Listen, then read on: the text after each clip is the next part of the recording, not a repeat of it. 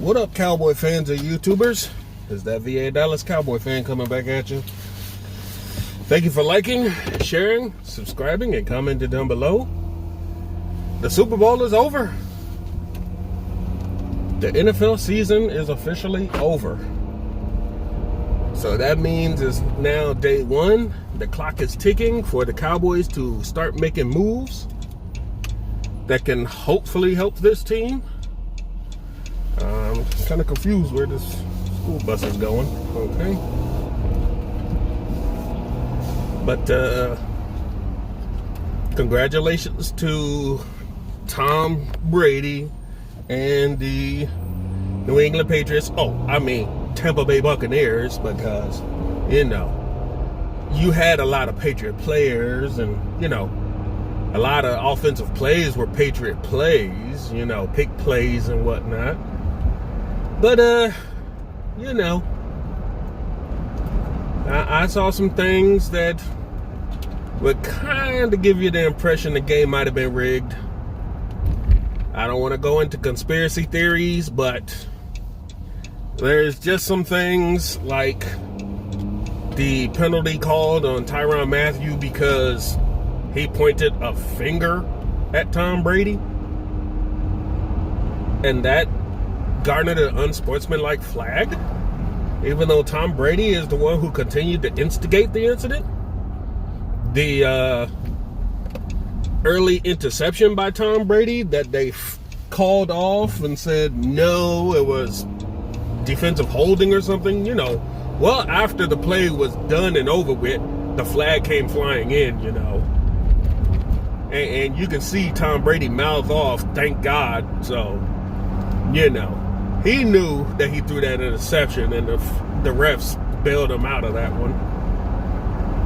And, the one where Patrick Mahomes is getting sacked and got hit in the head and no flag was thrown when he literally hit his head looking right at the ref like, did you not see this guy just hit me in the head? Just saying.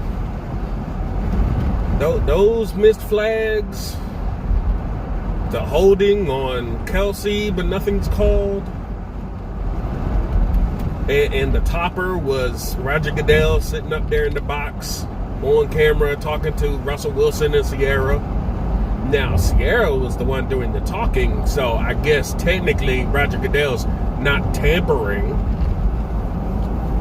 But, and all of the stuff that was going on, I admit, I turned it off. I switched to Disney Plus and watched some cartoons with my children, because that game just pissed me off to high end, where it just didn't seem equal and fair coming from officials. It looked like every time some momentum was going on. SMS from Officer Bumpers. Press you connect phone button and sorry, my vehicle's talking about some text message I just got. But the officiating, every time that Kansas City looked to start doing something, there's always a flag or something holding them back. It's just certain things that just made me not want to watch. The halftime show was, I could care less. The commercials were crap. So I just turned it off. I didn't want to see any more of it. I could read all about it the next day. And that was that on my thoughts of the Super Bowl. I did not like it. I did not care for it. I did not care for certain things that happened during the game. That just made me see the NFL as broken. Congratulations to Drew Pearson getting into the Hall of Fame, which is widely overdue. Darren Woodson got to sit and wait another year, and the way it's going, he's going to have to get in by senior committee as well, because for some reason these guys are just not looking at him as a Hall of Famer, even though he still holds the record for the most tackles by a Cowboy in history. He played with a style that you can't do nowadays. Between him and the safety Roy Williams. But, yeah. Peyton Manning, obvious first ballot Hall of Famer. Some of the other guys I can see getting in. But, yeah. Some guys are just not getting their due still. And I get it. It's a big Hall of Fame. You can't put everybody in every year.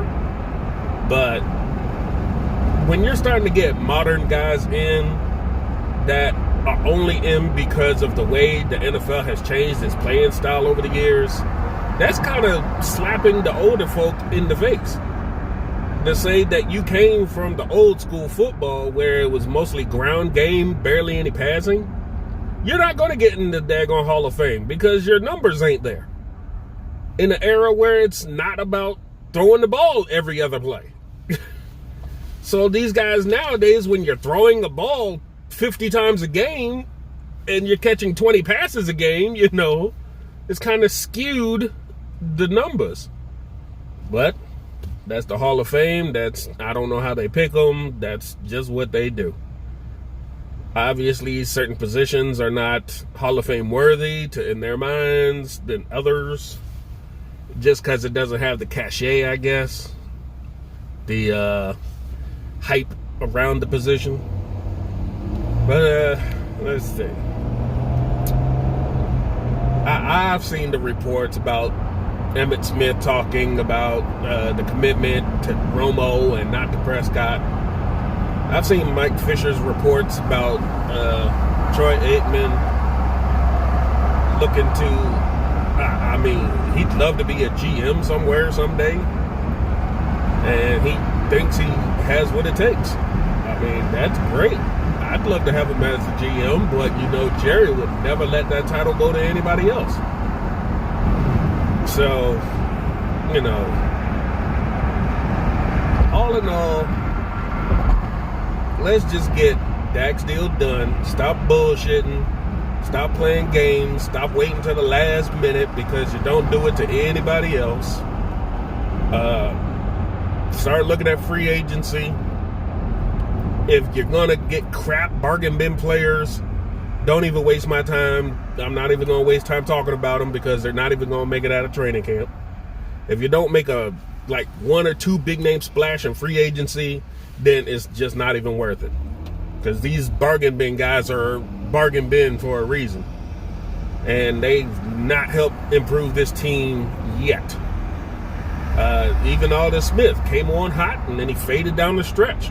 Randy Gregory came back and took over, basically. The draft talk, nobody's going to be 100% on their mocks. It could be anywhere. People are pumping it up for Kyle Pitts, saying Dak needs another offensive weapon in the red zone. Well, what happened to Dalton Schultz and Blake Jarwin? All of a sudden, you need another tight end? Why? If it's to be the security blanket like Witten used to be, then turn Jarwin or Schultz into that security blanket. We already know both of them can ball, so why not have them ball? Be that security blanket. I mean, you're kidding me. We don't need another daggone offensive person. Offensive linemen, sure, but offensive skill players, no. Defense. I'm sick and tired of our defense. Everybody's saying if Dak has more weapons, he can do this, do that. And then we go out there and put up a dud. Then you're like, well, what the hell happened to all that high-powered offense y'all were just talking about? When the defense is giving up 30 points a game. And our offense is putting up 10. If your quarterback goes down, if your offensive line goes down, then we're putting up no points. And you're like, well, Kyle Pitts, wow, he was great. Though he didn't do anything because he had no quarterback. Just can't please every fan. But I don't want to bore y'all no more today. I just wanted to get those small little rants out. And wish y'all a safe, happy Monday. Take care. Stay safe. And I'll talk to y'all again. VA Dallas Cowboy fan? No.